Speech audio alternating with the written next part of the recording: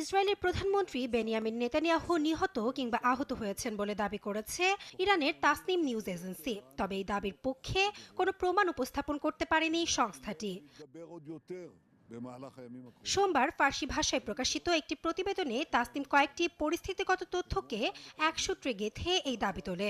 এর মধ্যে রয়েছে সম্প্রতি নেতানিয়াহুর কোনো ভিডিও ফুটেজ না থাকা, তার বাসভবনে নিরাপত্তা জোরদারের খবর, জ্যারেড কুশনার ও মার্কিন বিশেষ দূত স্টিভ উইটকফের সফর স্থগিত হওয়া এবং ফ্রান্সের প্রেসিডেন্ট ম্যাক্রোর সঙ্গে নেতানিয়াহুর একটি ফোনালাপের সংবাদ বিজ্ঞপ্তিতে তারিখ উল্লেখ না থাকা।